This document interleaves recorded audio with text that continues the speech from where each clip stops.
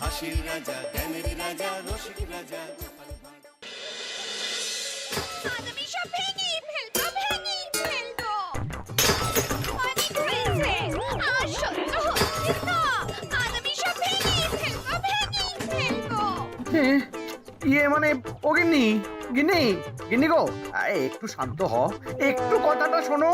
না না, আমি আর কিচ্ছু শুনবো না। এক সপ্তাহ সময় দিচ্ছি, তার মধ্যে মহারানীর মতো ওই সীতাহার আমার চাই চাই চাই। আহা, কিন্তু গিন্নি ওটার যে অনেক দাম। আমার কি আর মহারাজের মতো অত টাকা আছে বলো? এই শোনো, তোমার কি আছে আর কি নেই তা আমার খুব ভালো করে জানা আছে, বুঝলে? কিন্তু গিন্নি, একটা কথা কান খুলে শুনে রাখো, এবারে যদি তুমি ওই সীতাহার আমাকে গড়িয়ে না দাও, আমি তাহলে চিরদিনের মতো বাপের বাড়ি চলে যাব। এই আমি বলে দিলাম।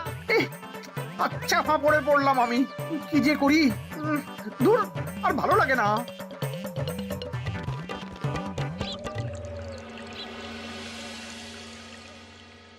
আজকে তোমাদের সকলের কাছে আমার একটা প্রশ্ন আছে। বলুন মহারাজ। আচ্ছা, ধরো তোমরা যদি এ রাজ্যের লোক না হতে, অন্য কোনো রাজ্যের হতে, তাহলে তোমাদের কাছে কৃষ্ণনগর কেমন মনে হতো? মহারাজ, এক কথায় বলতে গেলে সমৃদ্ধ শক্তিশালী রাজ্য। বেশ, তা হঠাৎ এমন প্রশ্ন মহারাজ? আসলে বেশ কিছুদিন ধরেই আমি একটা কথা ভাবছিলাম। ঈশ্বরের দয়ায় আমাদের সবই আছে, তবু রাজ্যকে আরো শক্তিশালী ও অন্যান্য রাজ্যের সাথে সুসম্পর্ক বজায় রাখা একটা রাজধর্মে পড়ে। ঠিক বলেছে। ঠিক বলেছেন। বলি, তুমি কি এসব কথা কখনো ভাবো মন্ত্রী? হ্যাঁ, মানে আগে রোজ না, কিন্তু কখনো সখনো বোধহয় ভেবেছিলাম। কবে শুনি?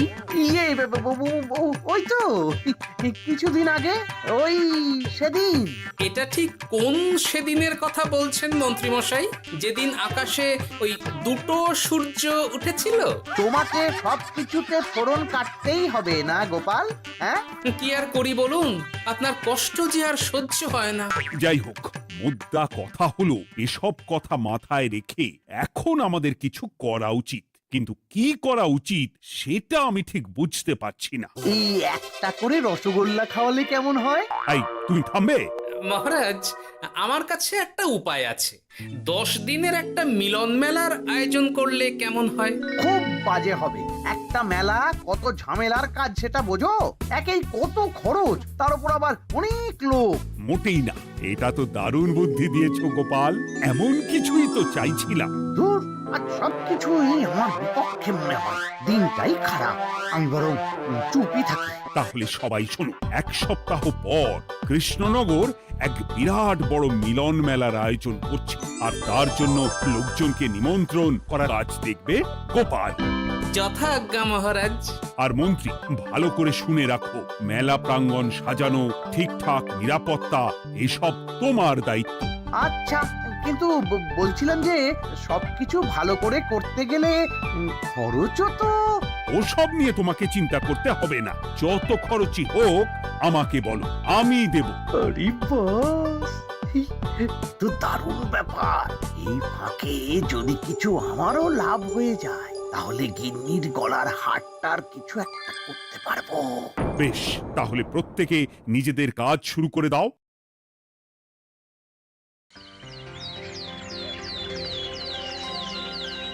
শোনো শোনো শোনো, 1 সপ্তাহ পর কৃষ্ণনগর মেলা প্রাঙ্গণে অনুষ্ঠিত হতে চলেছে 10 দিন ব্যাপী মিলন মেলা।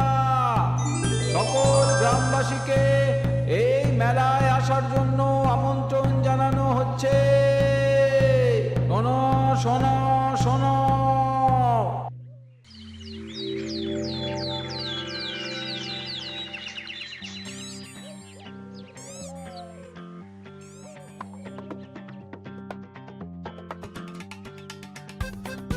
বাহ বাহ বাহ, ঠিক যেমনটা চেয়েছিলাম তেমনটাই হয়েছে। আর এসব কিছুর জন্য আমি গোপালকে ধন্যবাদ জানাতে চাই। কি যে বলেন মহারাজ, এই কৃষ্ণনগর তো আমার নিজেরই পরিবার। সেসব আমরা খুব ভালো করেই জানি গোপাল। আদিক্ষেতা একেবারে উতলে পড়ছে, এসব দেখে গা জ্বলে যায়। তোমার এই এত ভালো বুদ্ধি দেওয়ার জন্য আমি তোমাকে 50টি স্বর্ণমোহর উপহার দিতে চাই। এটা কি হলো? এরকম হলে কিন্তু আমি খেলবো না। কেন মন্ত্রী, তোমার আবার কি হলো? আমিও তো মেলার আয়োজন করেছি, তাহলে গোপাল একা কেন উপহার পাবে? সে তো মেলার জন্য অনেকেই কাজ করেছে, কিন্তু আসল বুদ্ধিটা তো দিয়েছে গোপালই। মন্ত্রী মশাইয়ের বোধহয় খুব হিংসা হচ্ছে। ঠিক আছে মহারাজ, আপনি বরং এই উপহার সকলের সাথে ভাগ করে দিন। না গো, কোনো ভাগ চাই না, তোমার উপহার তুমিই রাখো। যত সব।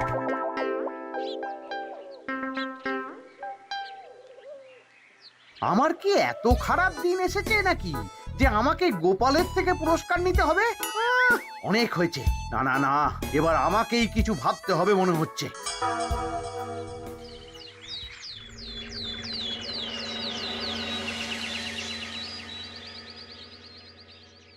আমার আমার সব শেষ হয়ে গেল গো, সব শেষ হয়ে গেল।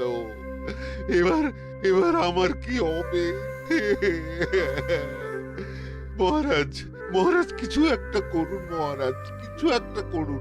চিন্তা করো না, আমি দেখছি, যারা দোষী তারা শাস্তি পাবেই। কি শুরু হলো বলো তো হঠাৎ করে?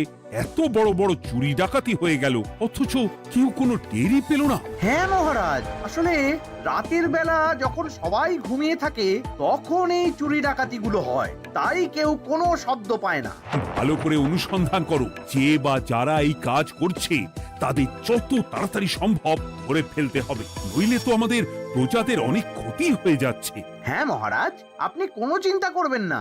কোথায় আনন্দ করে সব প্রজারা মেলা ঘুরবে তা নয়, আবার এই উটকো ঝামেলা। একটা কথা বলছি, কিছু মনে করবেন না। আসলে এই ঝামেলার কারণ হলো গোপাল। আমি ঠিক জানতাম কোনো না কোনো ভাবে আপনি আমাকে দোষ দেবেন। সত্যি তো, এসবের সাথে গোপালের কি সম্পর্ক? ওরই তো সম্পর্ক আছে মহারাজ। মেলা শুরু হলো আর তার সাথে চুরি ডাকাতিও। আর যদি গোপাল মেলার বুদ্ধিটা না দিত তাহলে রাজ্যে এত চুরি ডাকাতিও বাড়তো না। মানছি মন্ত্রী মশাই, মেলার বুদ্ধিটা আমার, কিন্তু মেলার নিরাপত্তা রক্ষা তো আপনার দায়িত্ব ছিল। যদি মেলা থেকেই এই ঝামেলা শুরু হয় তাহলে তো আপনার কাজেও ফাঁক আছে। মুখ সামলে কথা বলো গোপাল। আহ, তোমরা একটু থামবে?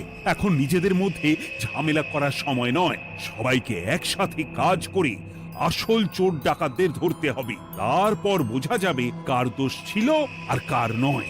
আগে মহারাজ।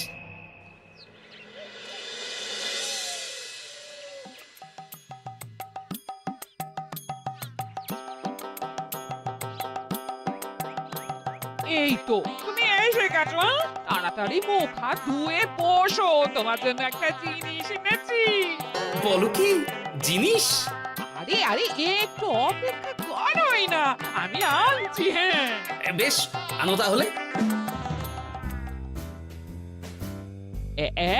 এই নাও, খাও। মিষ্টি দই।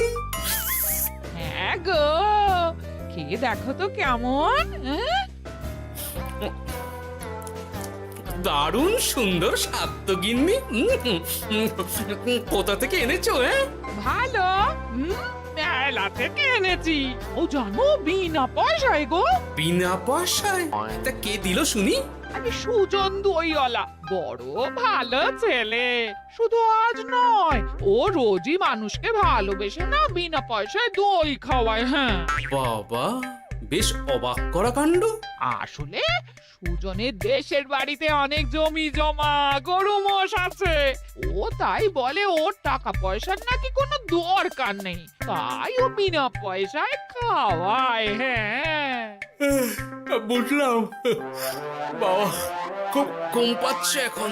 ও গিন্নি, শোনো না, আমি বরং একটা ঘুম দিই এখন, বুঝলে? তুমি বরং বিকেলে আমায় একটু ডেকে দিও, ওর কাজ আছে। আচ্ছা বেশ। তোমাদের জন্য সেটাই ভালো, কারণ এমনিতেই মহারাজ চোর ডাকাত ধরার জন্য প্রহরীর ব্যবস্থা করছে পুরো রাজ্যে। না না না, সে নিয়ে আপনি চিন্তা করবেন না।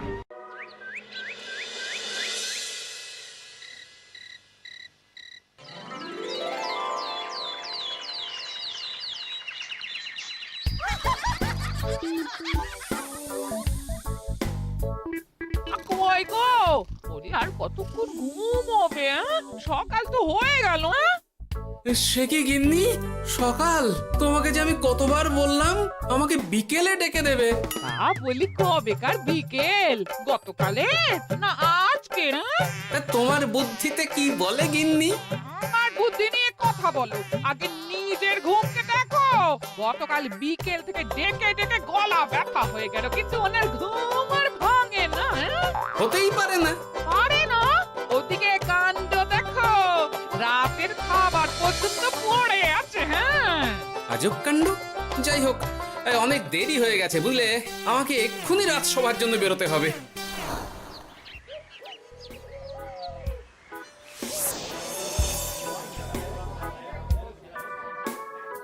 বাবা, এত ভিড় কি আছে এখানে?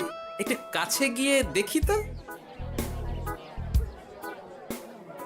সত্যি সত্যি ভাই সুজন, তোমার হাতে জাদু আছে। এত সুন্দর মিষ্টি দই, এ স্বাদ ভোলার নয় ভাই। আচ্ছা, তাহলে এই হলো সুজন দইওয়ালা। ভালো মিষ্টি দই আছে, নেবে নাকি গো? পয়সা লাগবে না।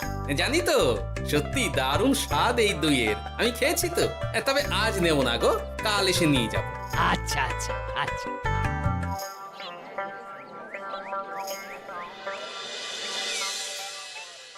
আর কোনো নতুন খবর পেলে ওই ডাকাতদের ব্যাপারে? না মহারাজ, এখনো ঠিক ধরতে পারিনি। ওরা বোধহয় বুঝতে পেরে গেছে যে আমরা খোঁজ করছি। মহারাজ, আমার মাথায় একটা নতুন বুদ্ধি এলো।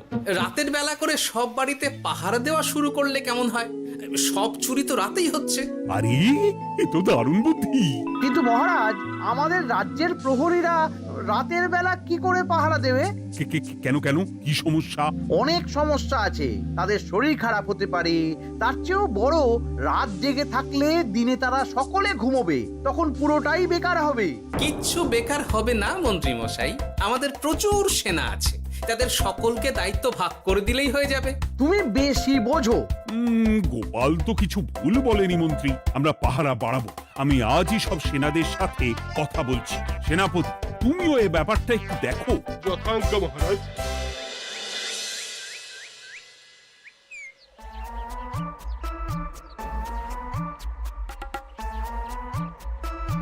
চোর ডাকাতদের ধরার জন্য যদি একটা সূত্রের হদিশ পাওয়া যায় তাহলেই কেল্লা ফতে, কিন্তু সেটাই পাওয়া যাচ্ছে না বলেই এত সময় লাগছে।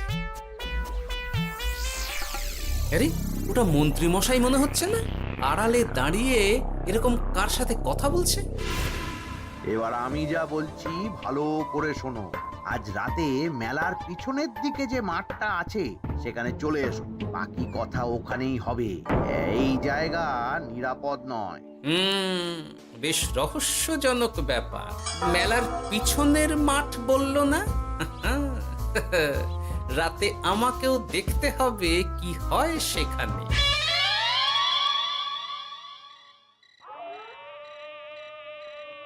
উফ, কি মশা রে বাবা!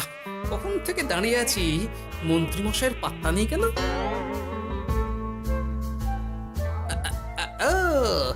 ওই তো চলে এসেছে। এই যে আমার সোনার হাটটা কই? হ্যাঁ, পই পই করে বলেছিলাম আমার ওটা চাই।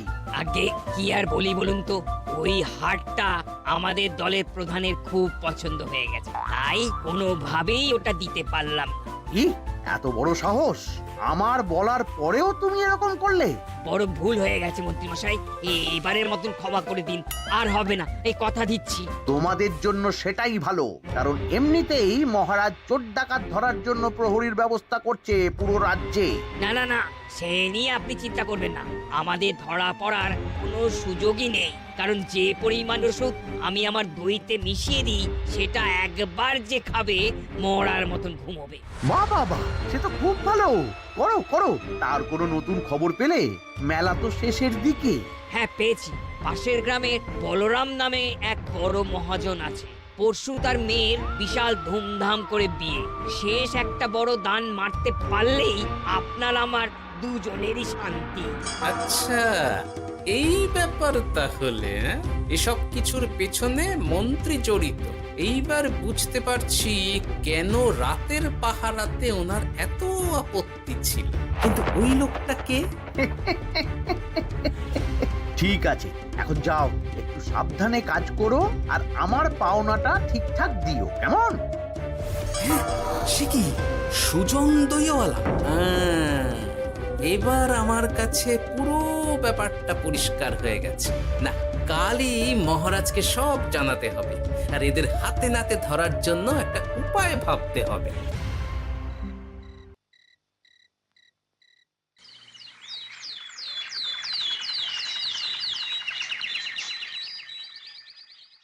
আরে এসো এসো, তোমার জন্যই তো অপেক্ষা করছিলাম। কি এমন জরুরি কথা আছে যে একান্তে দেখা করতে চাইলি? কোন মুখে বলি মহারাজ, সর্ষের মধ্যেই যখন ভূত তখন আর কি। মানে একটু খুলে বলো তো, কি হয়েছে? আমাদের রাজ্যের এই এত বড় বড় চুরি ডাকাতির পিছনে কারা আছে সেটা আমি জানতে পেরে গেছি মহারাজ। হ্যাঁ, এ তো দারুণ খবর। তাহলে আমরা এখানে কি করছি? এখনই তাদেরকে গিয়ে বন্দি করি? না মহারাজ, আমাদের হাতে কোনো প্রমাণ নেই, তাই ওইভাবে বন্দি করতে পারবেন না। কেন বলতো, কারা আছে পেছনে? সেটা আপনি নিজের চোখেই দেখে নেবেন পরে। তবে এটা জানিয়ে রাখি, আমাদের মন্ত্রী মশাইও যুক্ত আছেন। কি? আমাদের মন্ত্রী? এত বড় বিশ্বাসঘাতকতা! আমি এখনই নিজের হাতে ওকে বন্দি করতে চাই। না না না না মহারাজ, সেটা করলে বাকি ডাকাতদের ধরতেই পারবেন না। তাহলে উপায়? আমি জানতে পেরেছি এই ডাকাতদের পরের নিশানা হলো পাশের গ্রামের বলরাম মহাজনের বাড়ি। বলরাম মহাজন? কাল তোর মেয়ের বিয়ে, আমাদেরও তো নিমন্ত্রণ আছে সেখানে। তাহলে তো আরোই সোনায় সোহাগা। শুনুন মহারাজ, আমার মাথায় দারুণ এক বুদ্ধি এসেছে। সে কি? হ্যাঁ, আপনি কোনো চিন্তা করবেন না, আমি শুধু যা বলছি সেটা করুন, বাকিটা আমি সামলে নেব। তবে দেখবেন যেন মন্ত্রী মশাই এসবের কিচ্ছুটি টের না পায়। বেশ বেশ বেশ।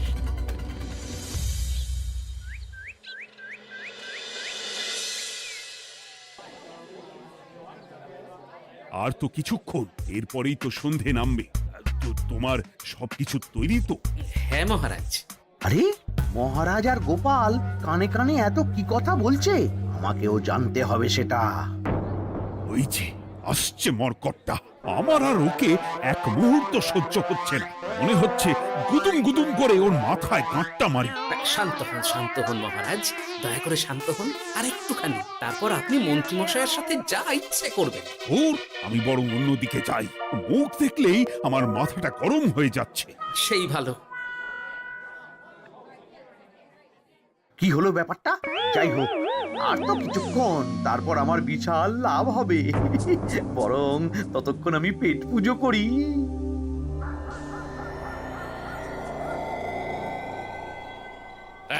যা যা দামি জিনিস আছে সব দিয়ে দে। এই তো খেলা শুরু। এবার আর আমায় পায় কে? ও বাবা, এরা আবার কারা? সত্যি গোপাল দারুণ চাল চেলেছে। এই তোমরা এখানে কি করতে এসেছো? কেন, তোমরা যা করতে এসেছো? ডাকাতি? এমন তো কোনো কথা ছিল না। কার দলের লোক তোমরা? মন্ত্রী মশাইয়ের দলের লোক। এই রে, কি বলছে সব? কোথায় কোথায়? এই মন্ত্রী মশাই, এই কি বলছে এরা? আপনি দু নৌকোয় পা দিয়ে চলছে, আমরা থাকতে আপনি আরো এক ডাকাতের দলের লোককে ডেকেছেন। কি মন্ত্রী? শেষে কিনা তুমি? খেয়েছে রে, আর বোধহয় বাঁচতে পারবো না। কই, চুপ কেন? বলুন, মন্ত্রী মশাই সোনার হার ডাকাতি করে আপনাকে দেওয়ার জন্য এখানে ডেকেছেন। কি সোনার হার? আমাকেও তো একই কথা বলেছে। আপনি আমাদের থেকে খবর নিয়ে অন্য দলকে কাজ দিয়েছেন। এই না না, মিথ্যে কথা। কিসের মিথ্যে? আপনি ছাড়া তো আর কেউ জানতো না এখানের কথা। না গো, আমি শুধু তোমাদেরকেই কাজ দিয়েছি একদম শুরু থেকে। আর কোনো ডাকাতের দলকে আমি চিনি না, আমি তো নিজেই প্রথম শুনছি। মন্ত্রী, লজ্জা করে না তোমার? তুমি আমার প্রজাদের এইভাবে ঠকাচ্ছিলে। ইয়ে মানে মহারাজ, আমি আসলে অনেক হয়েছে মন্ত্রী মশাই, আপনি ধরা পড়ে গেছেন। প্রহরী, বন্দি করো সবাইকে, আর মন্ত্রীকেও। আমাকে ক্ষমা করে দিন মহারাজ, আমি ইচ্ছা করে এটা করিনি। আসলে আমার গিন্নি কদিন ধরেই মহারানীর সীতাহার